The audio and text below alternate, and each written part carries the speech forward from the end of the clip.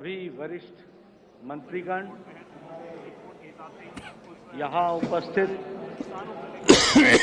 हमारे देखिए राकेश, इस वक्त हम उसी हॉल में मौजूद हैं। आप देख सकते हैं भारतीय जनता पार्टी के जो राष्ट्रीय अध्यक्ष हैं जेपी नड्डा, उनका संबोधन प्रारंभ हो गया है और इसके संबोधन के तुरंत बाद भारतीय जनता पार्टी जो है अपना संकल्प पत्र का लोकार्पण करेगी। और 23 सदस्यीय एक कमेटी बनाई गई थी भारतीय जनता पार्टी के द्वारा, जिसके अध्यक्ष थे राजनाथ सिंह। लगभग 2 लाख वीडियो मैसेजेज आए। उसके अलावा जो है एक रथ पूरे देश में चलाया गया, जहां से तमाम सुझाव एकत्रित किए गए और उन तमाम सुझावों को संकलित करने के बाद जो ये संकल्प पत्र है वो तैयार किया गया है। और इस संकल्प पत्र में फोकस संबोधन सुनने को मिलेगा और संकल्प पत्र अगले 2024 से हम किस प्रकार से देश की सेवा प्रधानमंत्री मोदी जी के नेतृत्व में करेंगे, इसके बारे में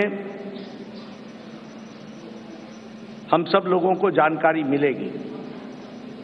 आज इस अवसर पर सबसे पहले तो मैं आदरणीय प्रधानमंत्री जी का आज के कार्यक्रम में आने के लिए हार्दिक अभिनंदन करता हूं और स्वागत करता हूं। प्रधानमंत्री जी जब भी पार्टी की कोई भी गतिविधि होती है, उस गतिविधि के साथ वो अपने आप को जोड़ते हैं। और जैसा मैंने पहले भी कहा है कि तमाम प्रधान प्रशासक होने के नाते जिम्मेवारियों को निभाते हुए पार्टी उनकी हमेशा पहली प्रायोरिटी रही है और पार्टी को वो हमेशा जब भी हमने समय मांगा तो उनका मिला है। आज वो फिर इस चुनावी कार्यक्रम में और अन्य व्यस्तताओं के बीच में आप हम सबके बीच में हैं। आपका पुनः अभिनंदन और स्वागत है। आज भारत रत्न डॉक्टर भीमराव अंबेडकर जी की जन्म जयंती है।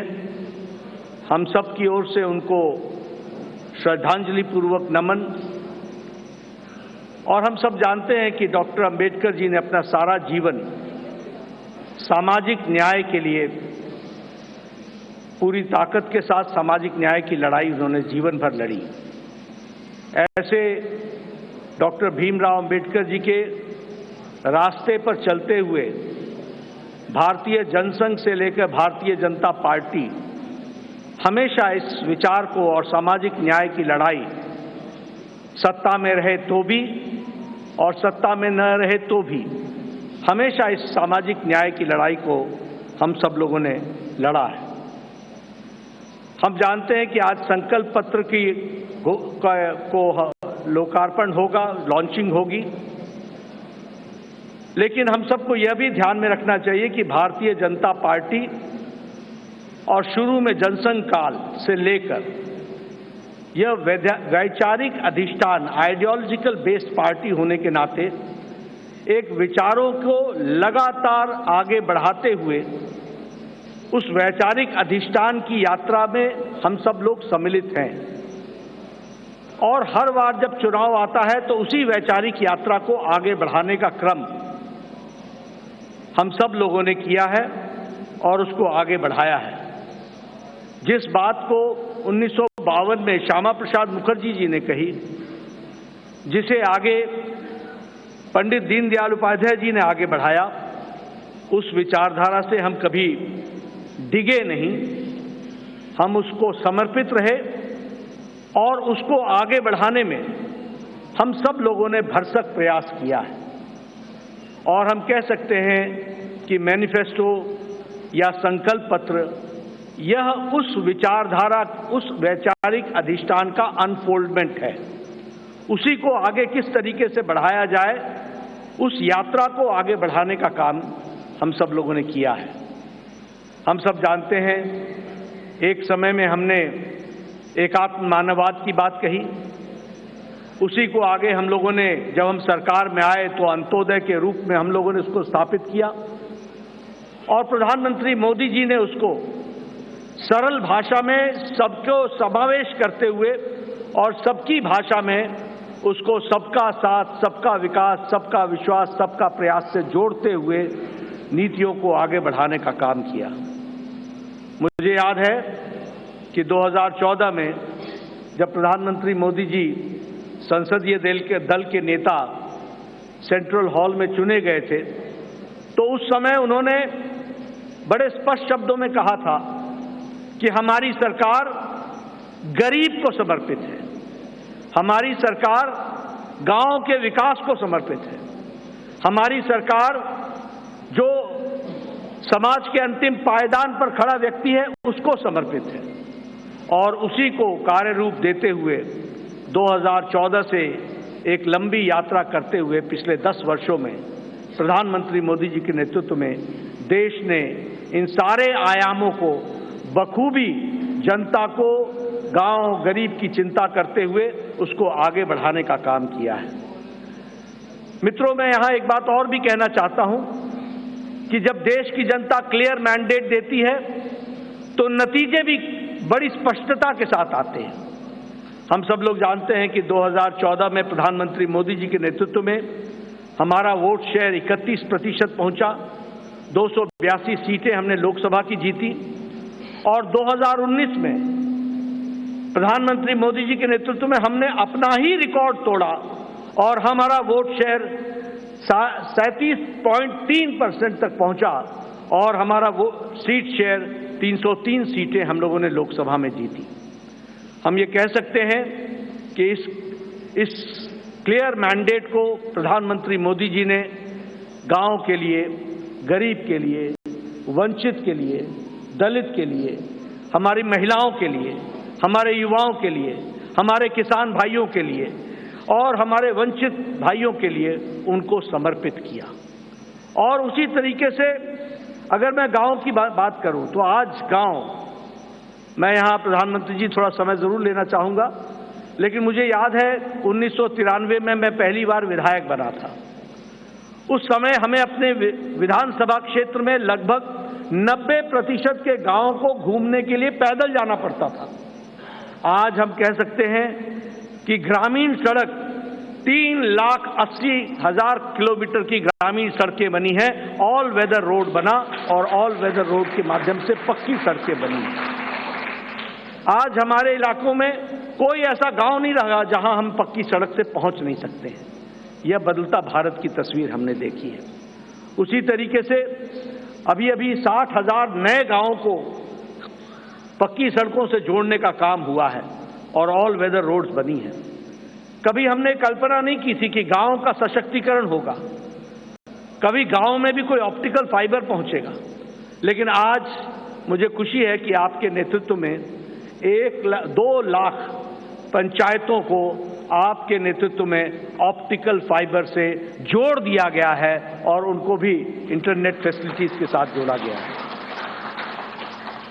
गरीब कल्याण की बात करें तो एक समय में ये असंभव सी बात लगती थी कि हम गरीब तक अन्न पहुंचा सकेंगे, लेकिन आपने त्रासदी में भी अवसर ढूंढ करके प्रधानमंत्री गरीब कल्याण अन्न योजना की स्कीम को आगे बढ़ाया। 80 करोड़ की जनता को या तो 5 किलो गेहूं या 5 किलो चावल या 1 किलो दाल ये देने की व्यवस्था की। आज उसके कारण हम ये कह सकते हैं कि लगभग 25 करोड़ लोग, भारत की आबादी आज गरीबी की रेखा से ऊपर उठ करके अबव पॉवर्टी लाइन में आ गई, बिलो पॉवर्टी लाइन से निकल गई। ये भी हमारे ध्यान में।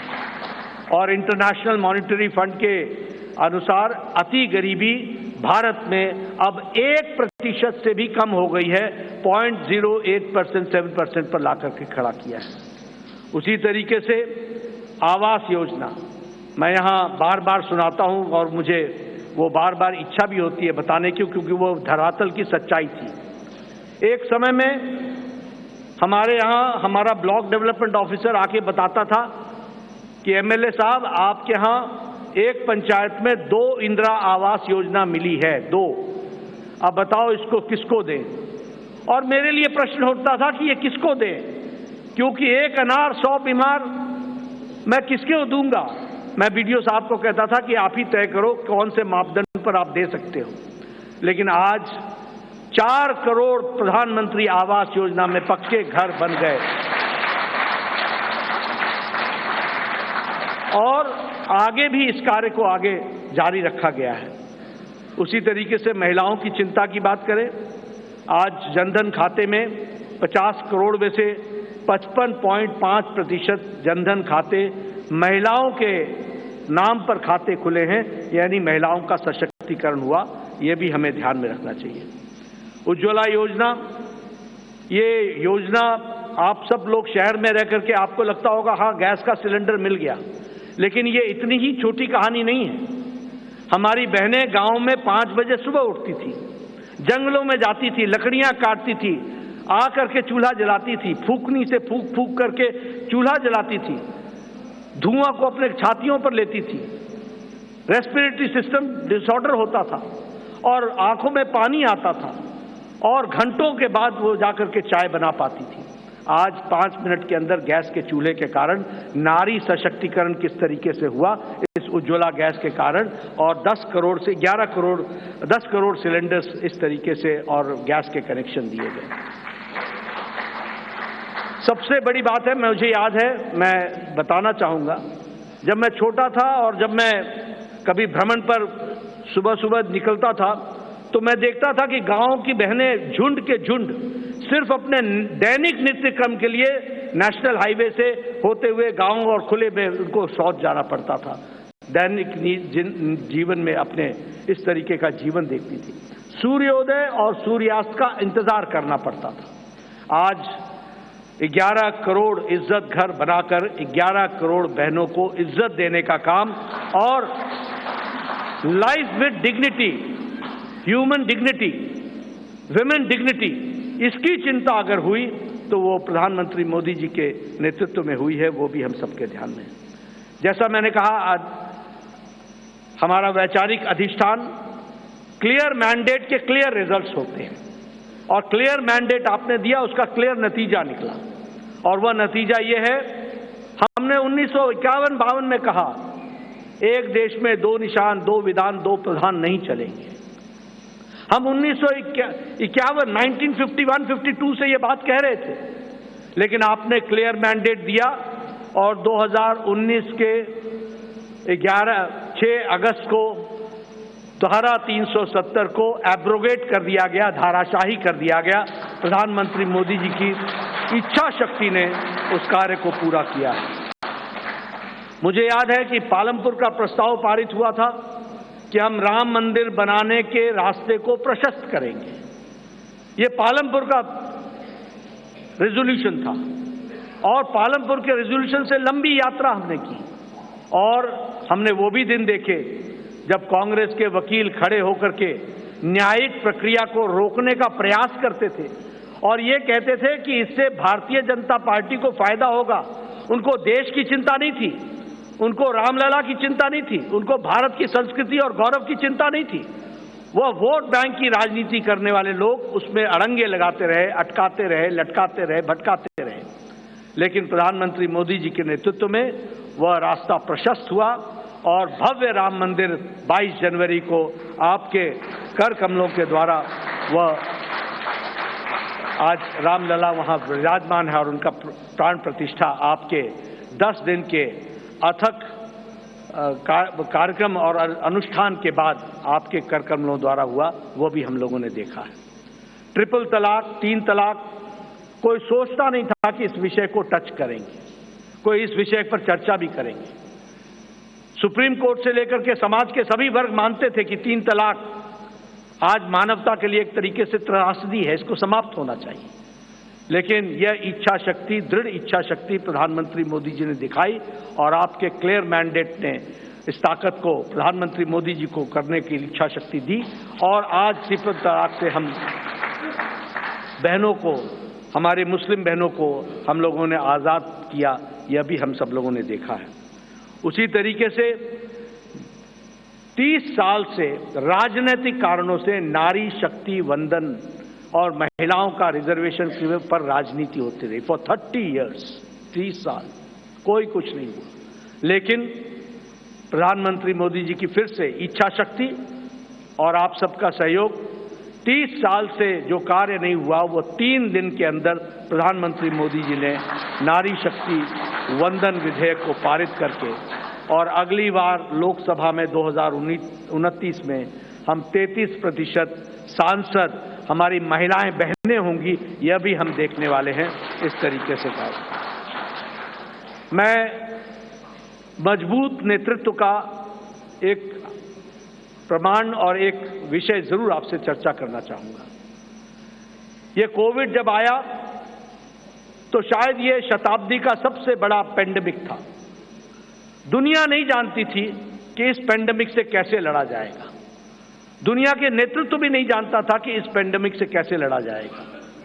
आपको पता है, बड़े बड़े विकसित देश अपने निर्णय प्रक्रिया में वह भी डमाडोल हो गए, वह भी लड़खड़ा गए, वह भी नहीं तय कर पाए कि मानवता जरूरी है या अर्थशास्त्र जरूरी है, आर्थिक विषय जरूरी है या मानवता जरूरी है, ह्यूमैनिटी जरूरी है या इकोनॉमी जरूरी है।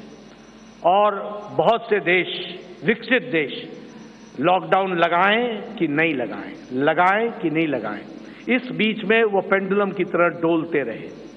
लेकिन प्रधानमंत्री मोदी जी का नेतृत्व, मजबूत इरादे, दूरदृष्टि, इस बात को ध्यान में रख करके उन प्रधानमंत्री जी ने कहा, जान है तो जहान है, और लॉकडाउन लगाया। और जहां हमारा देश कोरोना से लड़ने के लिए तैयार नहीं था, वहीं 2 महीने के अंदर कोरोना से लड़ने के लिए प्रधानमंत्री जी ने देश को तैयार किया। और फिर कहा, जान भी है और जहान भी है, और फिर लॉकडाउन को हटाते हुए और दुनिया के नेतृत्व ने और दुनिया के लोगों ने इस बात को माना, इस बात का लोहा माना कि प्रधानमंत्री मोदी जी का कोरोना से लड़ने का स्ट्रैटेजी और उनका तरीका दुनिया में स्थापित हुआ कि वह सबसे अच्छे तरीके से मानवता के लिए कार्य किया गया। इस बात को भी हमने देखा। मैं बार बार इस बात का जिक्र करता हूं, हम तो हमेशा रिसीविंग एंड पे रहते थे। इस देश में ट्यूबरक्लोसिस की दवा 25 साल बाद आई, कोई दवा 28 साल बाद आई, टेटनस की दवा 30 साल बाद आई, जापानीज इंसेफ्लाइटिस की दवा यहां 100 साल बाद आई। लेकिन कोरोना, प्रधानमंत्री जी ने 20 अप्रैल 2020 को टास्क फोर्स बैठाया और 9 महीने के अंदर 2 वैक्सीन दी और 220 करोड़ डोज दे करके देश के लोगों को बचाने का भी काम किया। और देश के साथ साथ दुनिया को भी वैक्सीन मैत्री में 100 देशों को भी हमने वैक्सीन पहुंचाई, यह भी हम लोगों ने देखा। और डबल डोज के बाद बूस्टर भी लगा, यह भी हमने देखा। मैं यहां यह भी बता देना चाहता हूं कि यह सबसे तीव्र गति से चलने वाला वैक्सीनेशन प्रोग्राम था। 220 करोड़ की जनता को डबल डोज लगाना, यह सबसे तीव्र गति और डिजिटली इसको सपोर्टेड प्रोग्राम रहा, यह भी हमने देखा। मित्रों, हमारे अभी आदरणीय राजनाथ जी मैनिफेस्टो और संकल्प पत्र के बारे में आपके सामने सारी बातें रखेंगे, लेकिन मैं इतना जरूर कहना चाहता हूं कि 10 साल इस बात का प्रमाण है कि देश ने इस बात को माना है कि मोदी की गारंटी पूरी होने की गारंटी है, इस बात की गारंटी।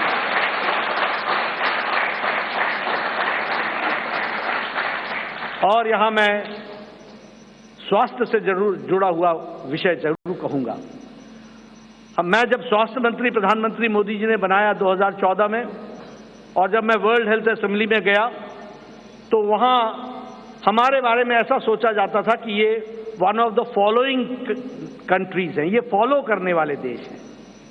और उस समय बात चल रही थी यूनिवर्सल हेल्थ कवरेज की, यूएचसी की बातचीत चल रही थी।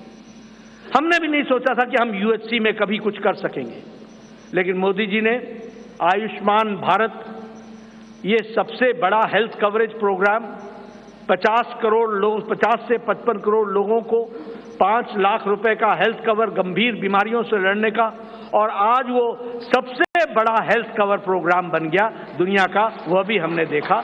और उसके अगली बार जब मैं वर्ल्ड हेल्थ असेंबली में गया तो सब ने कहा, please tell us something about Ayushman Bharat. तो ये एक हमने दुनिया के चित्र पर भी देखा कि कैसे भारत को आगे बढ़ाया गया, बढ़ा है मोदी जी के नेतृत्व में। इसलिए मैं एक बात फिर कहूंगा कि आज जो संकल्प पत्र आदरणीय प्रधानमंत्री मोदी जी जिसके बारे में जिनका हमें संबोधन मिलेगा, वह एक लंबी छलांग भारत को, विकसित भारत को पूरा करने में अपना पूरा योगदान करेगा, यही मुझे पूरा विश्वास है। इन्हीं शब्दों के साथ मैं पुनः प्रधानमंत्री जी का और आप सबका धन्यवाद करता हूं कि आप सब लोग इस कार्यक्रम में शामिल हुए।